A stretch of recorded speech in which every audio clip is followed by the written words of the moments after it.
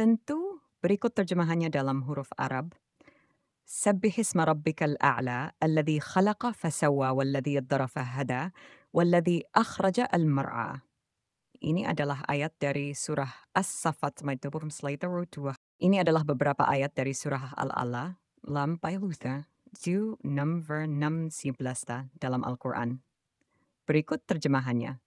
Fa'ajabna lahu husnan naba'an. Maka kami sampaikan kepadanya berita yang baik. Sanuqri'uka fala tansa illa ma sya'allahu, innahu ya'lamul jahra wa ma yakhfa. Kami akan membacakan kepadamu, maka janganlah kamu lupa kecuali apa yang dikehendaki Allah. Sesungguhnya dia mengetahui yang nyata dan yang tersembunyi. Wa nuyassiruka lil yusra, dan kami akan memudahkanmu ke jalan kemudahan. Wa dzakir fa inna dzikra tanfa'ul mu'minin. Dan berpesanlah karena sesungguhnya peringatan itu bermanfaat bagi orang-orang yang beriman. Inna nahnu nuhayil mauta wa naktubu ma qaddamu wa atharahum wa kulla syai'in ahsaynahu fi imamin mubin. Sesungguhnya, kamilah yang menghidupkan orang mati, dan kami menulis apa yang telah mereka kerjakan dan bekas-bekas yang mereka tinggalkan. Dan segala sesuatu kami kumpulkan dalam kitab yang jelas.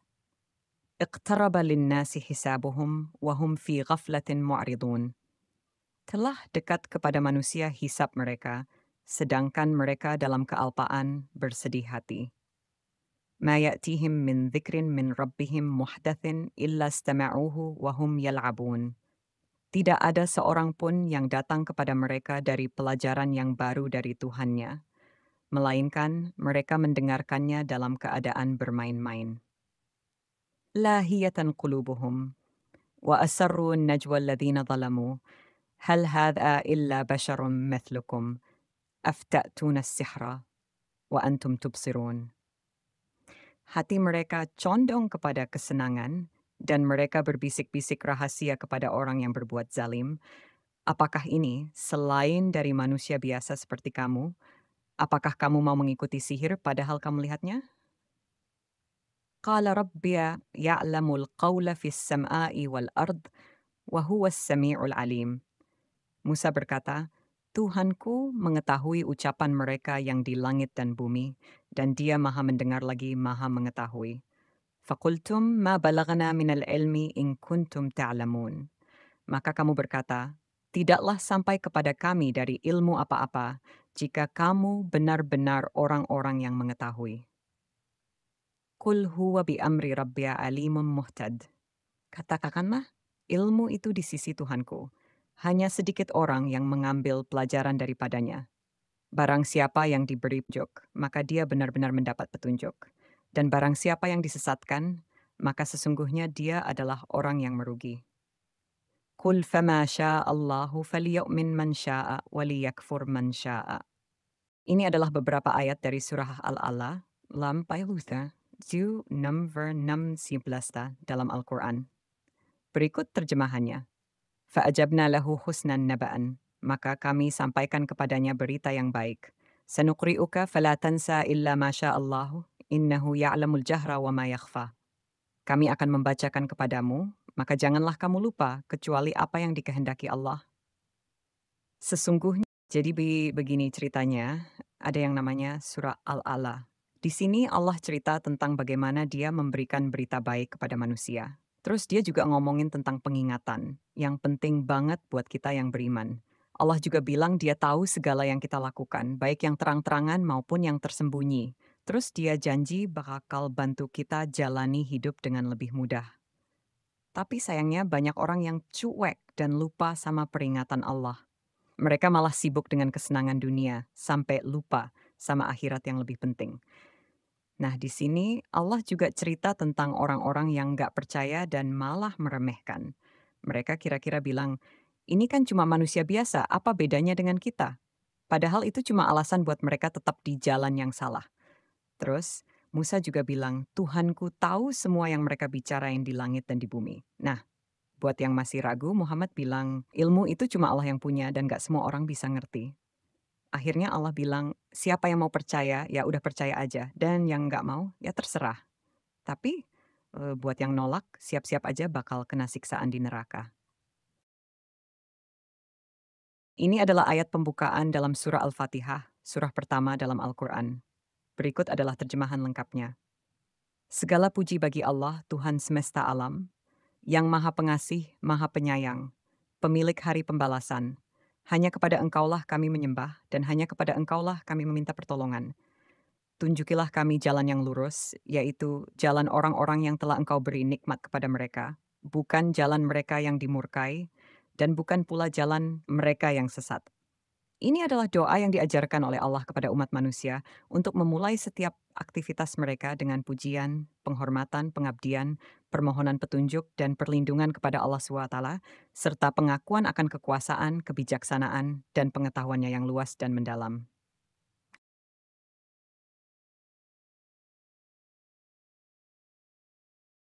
Tentu berikut adalah ayat Al-Fatihah dalam huruf Arab. Alhamdulillah Rabbil Alamin Ar-Rahman Ar-Rahim Malik Yawmiddin Iyyaka na'budu wa iyyaka nasta'in Ihdinas siratal mustaqim صراط الذين أنعمت عليهم غير المغضوب عليهم ولا الضالين لا إله إلا والخير القيوم لا تأخذ سنة ولا نوم له ما في السماوات وما في الأرض من ذا الذي يشفع عنده إلا بإذنه يعلم ما بين أيديهم وما خلفهم ولا يحيطون بشيء من علمه إلا بما شاء وسع كرسيها السماوات والأرض لا يؤوده حفظهما وهو العلي العظيم.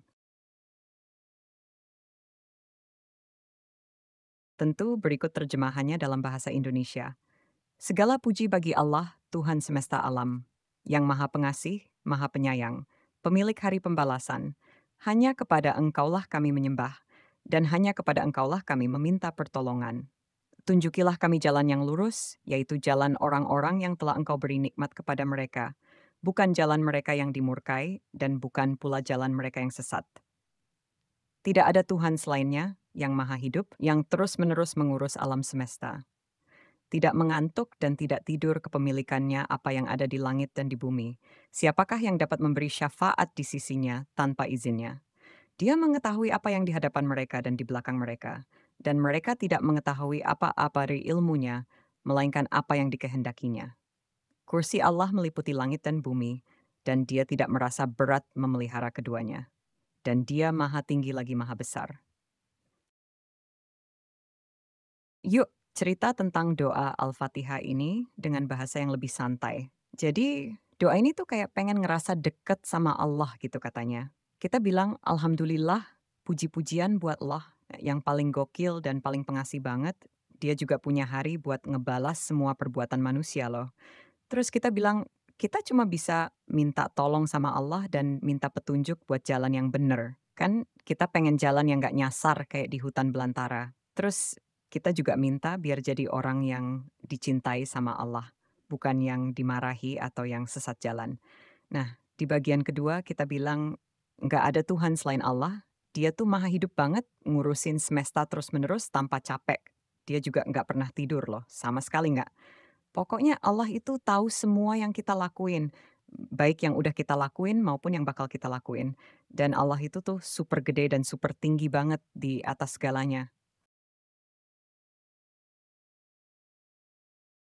Tentu, berikut adalah terjemahan dalam bahasa Arab dan bahasa Indonesia untuk setiap ayatnya. 1.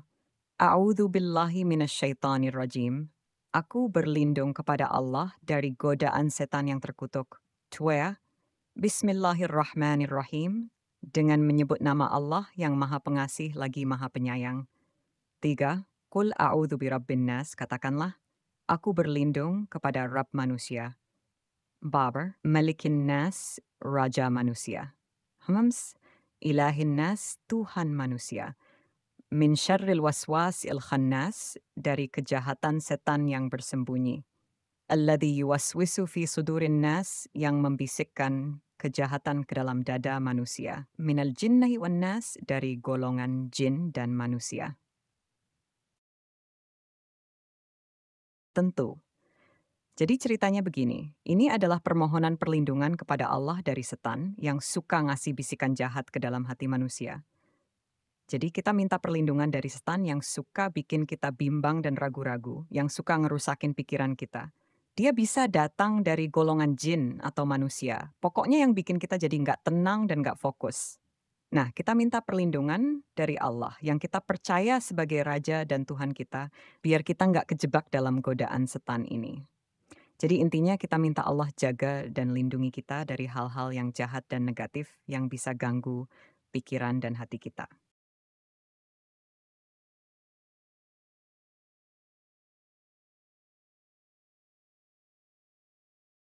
Bismillahirrahmanirrahim. Ini adalah kalimat pembuka yang kita ucapkan sebelum memulai sesuatu dengan menyebut nama Allah yang Maha Pengasih lagi Maha Penyayang. Ini adalah doa yang sering kita ucapkan. Tentu berikut adalah doanya dalam huruf Arab. Bismillahirrahmanirrahim. إذا جاء نصر الله والفتح ورأيت الناس يدخلون في دين الله أفواجا فسبح بحمد ربك واستغفره إنه كان توابا. Semoga membantu. Tentu. Jadi doa ini tuh kayak semangat kita pas lagi ngerasa seneng banget karena Allah bakal bantu kita dan kasih kemenangan. Jadi kita bayangin aja pas kita lagi dalam momen penting, Allah datang bantu kita dan pastiin kita menang. Nah, di saat itulah banyak orang yang akhirnya mau ikutin agama Allah dengan semangat, kayak pada tertarik sama kebaikan yang kita rasain. Jadi kita disuruh buat bersyukur dan memuji Allah atas kemenangan itu, sambil minta ampunan atas kesalahan kita. Kita percaya banget Allah itu selalu siap menerima kita kembali meskipun kita pernah salah. Jadi intinya doa ini tuh kayak kayak ekspresi kegembiraan dan rasa syukur kita karena Allah selalu ada buat kita, baik di saat senang maupun sedih. Bismillahirrahmanirrahim. Inna أنزلناه في ليلة القدر وما أدراك ما ليلة القدر ليلة القدر خير من ألف شهر تنزل الملائكة والروح فيها بإذن ربهم من كل أمر سلام هي حتى مطلع الفجر. هذا مقطع من القرآن الكريم يتحدث عن ليلة القدر، الليلة الكريمة التي ينزل فيها القرآن الكريم وتفتح فيها أبواب السماء. هي ليلة خاصة وعظيمة تعادل فيها عبادة الله ألف شهر، وفيها تنزل الملائكة والروح بأمر من ربهم وتملأ السلام والبركات حتى طلوع الفجر. Dalam nama Allah yang Maha Pemurah lagi Maha Penyayang. Sesungguhnya kami telah menurunkannya Al-Quran pada malam kemuliaan Lailatul Qadar. Dan tahukah kamu apakah malam kemuliaan itu? Malam kemuliaan itu lebih baik dari 1.000 bulan. Pada malam itu turun para malaikat serta ruh Jibril dengan izin Tuhannya untuk mengatur segala urusan. Malam itu penuh kedamaian hingga terbit fajar. Ini adalah bagian dari Al-Quran yang berbicara tentang Lailatul Qadr, malam yang mulia di mana Al-Quran diturunkan dan pintu-pintu langit dibuka. Ini adalah malam yang istimewa dan besar nilainya, yang setara dengan ibadah selama 1.000 bulan, di mana para malaikat dan ruh turun dengan izin Tuhan mereka, dan keamanan dan berkah memenuhi hingga terbit fajar. Jadi begini, cerita tentang Lailatul Qadar itu kayak cerita malam super spesial dalam Islam. Ini malam di mana Al-Quran pertama kali diturunkan dari langit ke bumi loh. Bener-bener malam yang istimewa dan penuh berkah banget. Katanya, ibadah yang kita lakuin di malam ini nilainya setara sama ibadah selama 1.000 bulan loh. Bayangin aja segala kebaikan yang kita lakuin di malam itu, Allah kasih ganjaran yang luar biasa besar. Di malam itu juga, para malaikat turun ke bumi buat ngatur segala urusan, bawa pesan-pesan dari Allah, dan ngeliput bumi dengan keamanan dan kedamaian. Jadi, kalau kita bisa dapat momen ini, yaitu Lailatul Qadar, pastiin deh kita manfaatin sebaik-baiknya. Karena peluang kayak gini nggak datang setiap hari.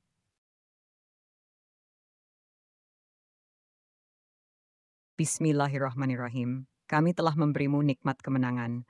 Maka syalatlah kepada Tuhanmu dan berkurbanlah. Sesungguhnya orang yang membenci kamu, dialah yang terputus. Bismillahirrahmanirrahim. Dan demi waktu subuh, sesungguhnya manusia itu benar-benar dalam kerugian, kecuali orang-orang yang beriman dan mengerjakan kebajikan, serta saling menasihati untuk kebenaran dan saling menasihati untuk kesabaran.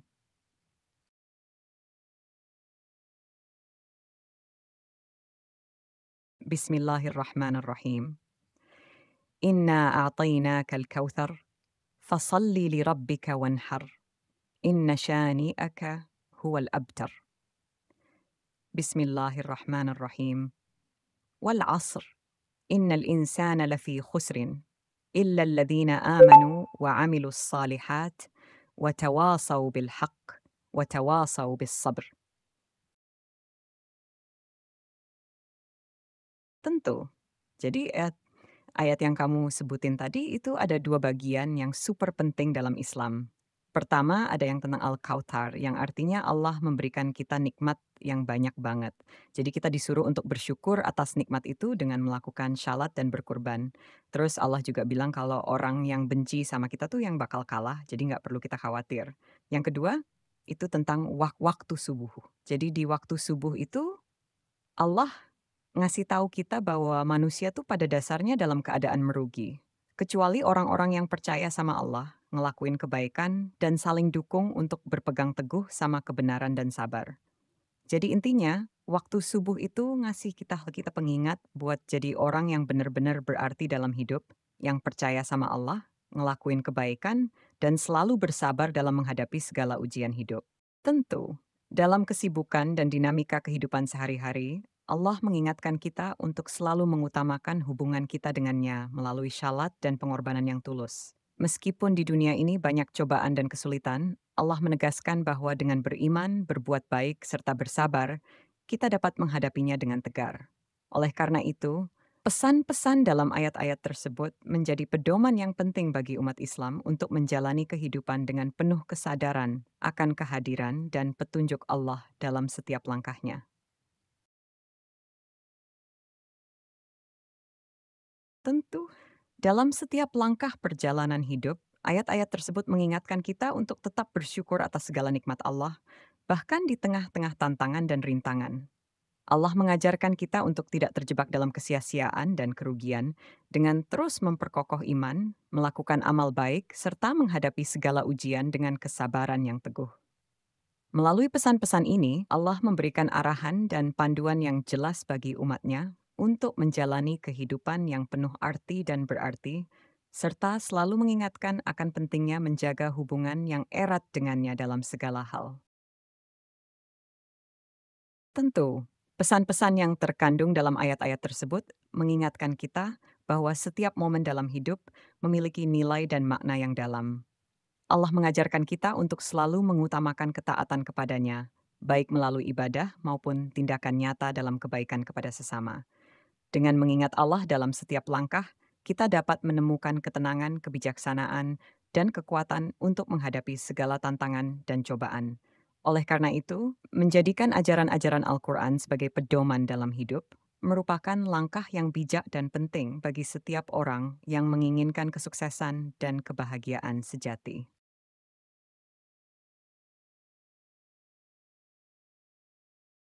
Mm, Tentu, doa yang Anda sampaikan mencerminkan sikap kerendahan hati dan kepatuhan kepada Allah yang Maha Agung. Dengan memohon ampunannya, Anda mengakui bahwa hanya Allah lah yang memiliki kekuasaan yang mutlak dan kebijaksanaan yang sempurna. Anda juga menyatakan keyakinan bahwa segala yang ada di langit dan di bumi tunduk kepada kehendaknya dan bahwa hanya Dia yang mengetahui segala rahasia yang tersembunyi. Dengan mengucapkan Masya Allah, Anda mengakui bahwa segala yang baik dan luar biasa hanya terjadi dengan izin dan kehendak Allah semata. Semoga kita senantiasa diberi petunjuk dan rahmatnya dalam setiap langkah hidup kita.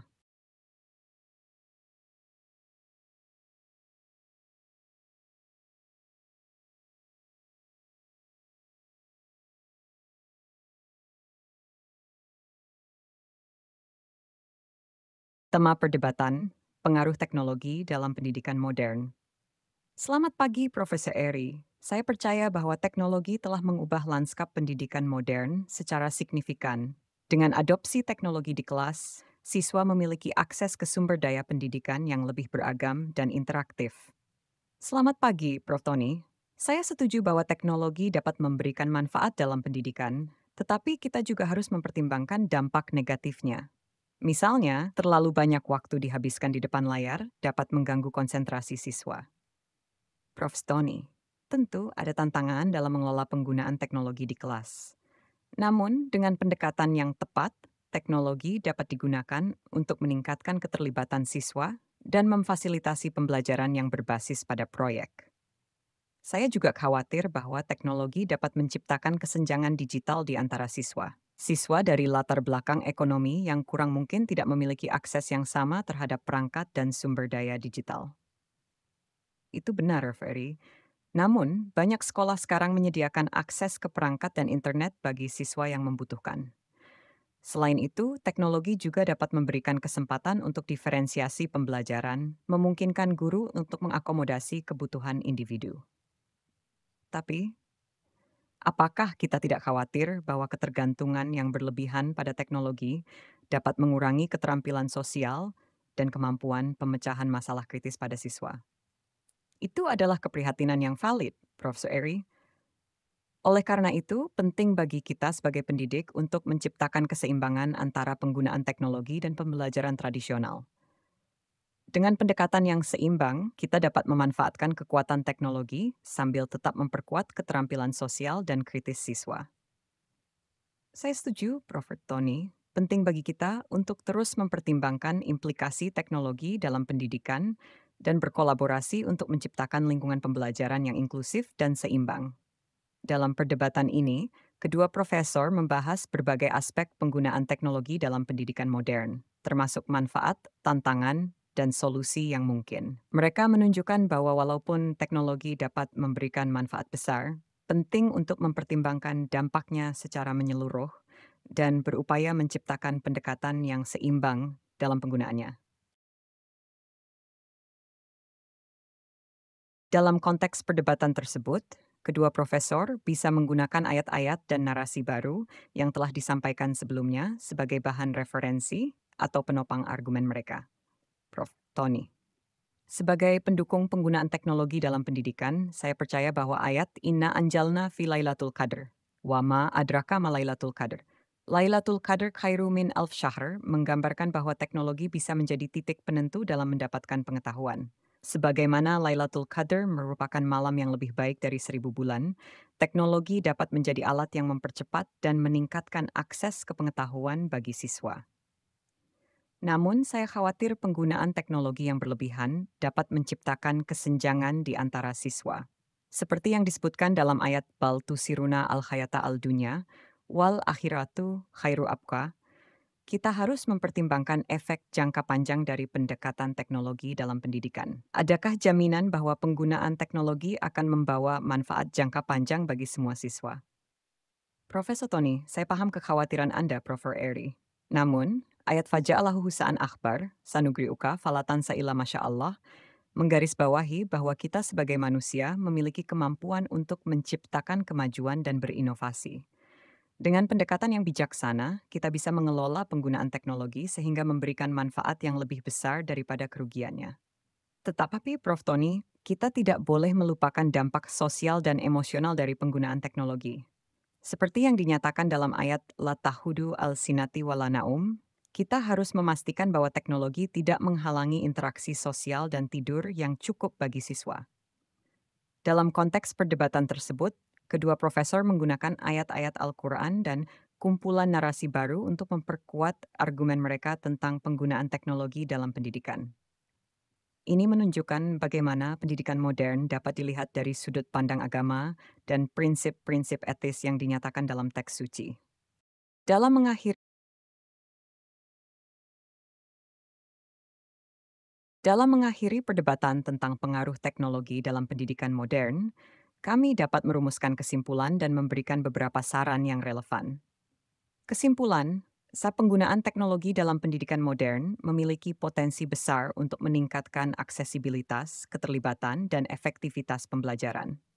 Namun, penggunaan teknologi juga membawa tantangan, termasuk risiko kesenjangan digital, gangguan konsentrasi, dan kurangnya keterampilan sosial yang penting. 3. Perdebatan tentang penggunaan teknologi dalam pendidikan harus mempertimbangkan implikasi sosial, emosional, etis, dan agama yang mendasarinya. Saran 1. Guru dan lembaga pendidikan harus mengadopsi pendekatan yang seimbang dalam penggunaan teknologi, mengintegrasikannya dengan metode pembelajaran tradisional. 2. Diperlukan pelatihan dan pendidikan bagi guru untuk mengembangkan keterampilan yang diperlukan dalam mengelola penggunaan teknologi di kelas. 3. Penting bagi lembaga pendidikan untuk menyediakan akses yang setara terhadap teknologi bagi semua siswa, tanpa memperkuat kesenjangan digital. 4. Orang tua juga harus terlibat aktif dalam mendukung penggunaan teknologi yang bertanggung jawab di rumah, dengan memantau waktu layar anak-anak dan mempromosikan kegiatan yang lebih interaktif dan berbasis kegiatan. Dengan mengikuti saran ini, kita dapat memastikan bahwa penggunaan teknologi dalam pendidikan memberikan manfaat maksimal bagi siswa, sambil memperhatikan dampaknya secara menyeluruh terhadap perkembangan mereka sebagai individu yang holistik.